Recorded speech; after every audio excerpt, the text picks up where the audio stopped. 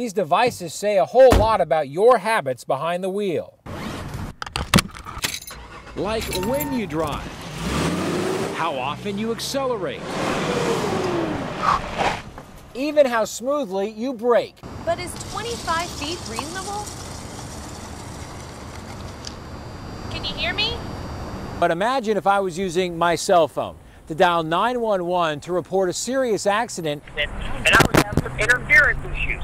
Imagine that conversation now. Scientists say the storm expanded outward like a soap bubble. Economic woes mean people have been less likely to spend on those big ticket items like a flat screen TV. So retailers have been left with a surplus at the end of this year. To make way for the 2012 models, which will be more Wi-Fi capable and may include models from Apple and Google, everything now must go. Wow. Over here! With a flash of light and a cloud of gas, a SWAT team kicked in the door of this Neptune Beach home and found a man inside, dead. This was a premeditated murder-suicide. The discovery ended a 3-hour standoff. The neighborhood around First Street in Bowles looked like a war zone, with armed officers on every corner. But before the SWAT teams arrived, Johnny McLaughlin was here. He says he was riding his bike when he heard gunshots. And I heard somebody screaming, "Help me, help me." He says he saw one man stumble out of the front door and collapse. The shooter followed, gun aimed, ready to fire again. I said, "Sir, stop. I mean, he's down. Whatever he did, he's not going to do it again." That's when the gunman ran back inside the home. He never came out. McLaughlin said he heard one more shot. Once police arrived, the gunman was dead. Police say the crime was planned. Now the question is, why? This was more than just a simple fight between friends. 26-year-old Keith Downey, shown in this New York Times picture, says hacking into websites was a way to protest what he calls the increasing government control over the internet. It all started with WikiLeaks. The controversial organization released thousands of top-secret documents, some relating to the U.S. When the government said WikiLeaks was putting national security at risk, PayPal froze the organization's online donation account. That sparked outrage in some internet chat rooms. According to this indictment obtained by Action News, Downey and 13 others formed the group Anonymous, then attacked PayPal by hacking into its website. Call it a digital protest.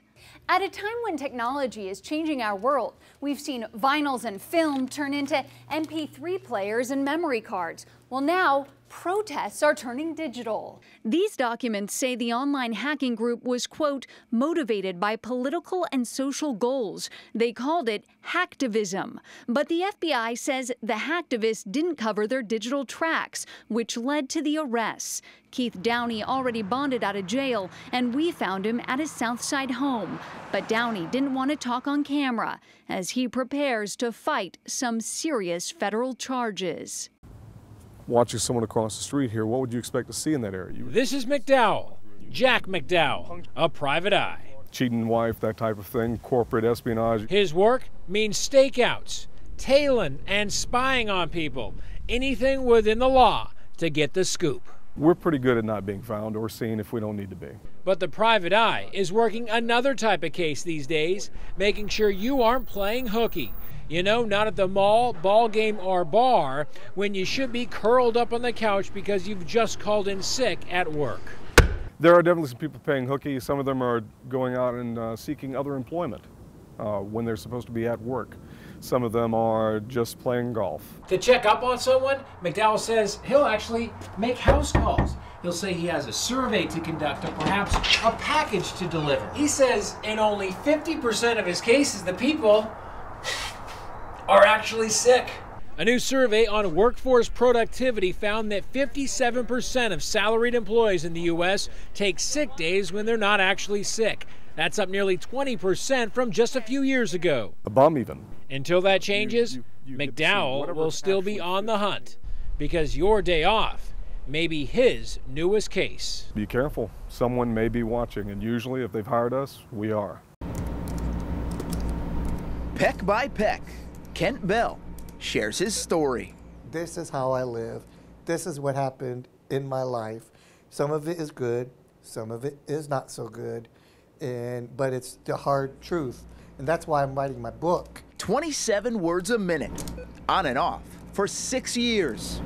The title is perfect. My brother Danny, when we started this project, he said, you gotta make a title that's catchy.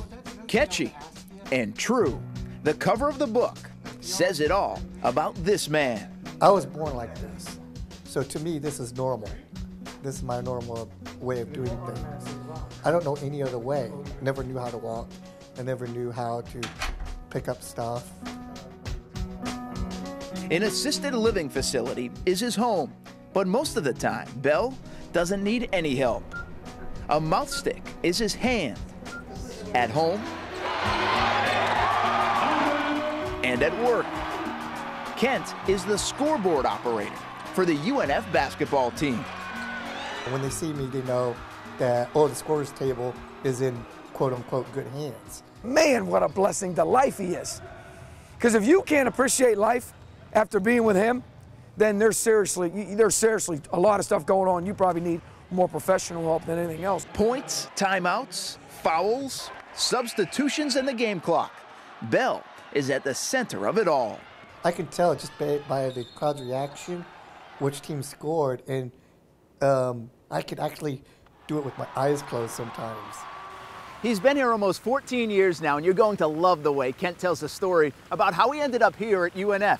His family had moved from Indiana to Florida, and he got the job running the scoreboard sight unseen. You know, all she asked was what are my qualifications and experience.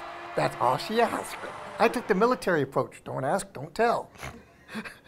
He's got a great sense of humor and a sense of adventure. Doing good, man. Like if you ever get to go to YouTube and watch him water skiing, I mean, it's awesome. Kent plays soccer, and he just won the Gate River Run Challenger Mile earlier this year. 36 inches tall and just 82 pounds. Yet he doesn't take one day of life for granted. I was supposed to live 3 days, get the blood going. 46 years later, he's battling for his life once again. And not even sweet music can hide the agony of dialysis 3 times a week. Kent needs a kidney transplant. It is as rough as everybody thinks it is, and then some. I don't like it, but I know it's helping me keep me alive. It's harder on Kent because there are few places to draw the blood. Just another chapter, though, in the book, even if it is real life for Kent. You know, you think to yourself, how does he whatever? How does he sleep at night? How does he go to bed at night? How does he lock his doors at night? How does he go to the bathroom? Who cleans up when he goes to the bathroom? How does he get a drink? Well, just like you and I, he goes to the fridge and pops a top. That's how I do it. An amazing story. For Kent Bell, it's an autobiography.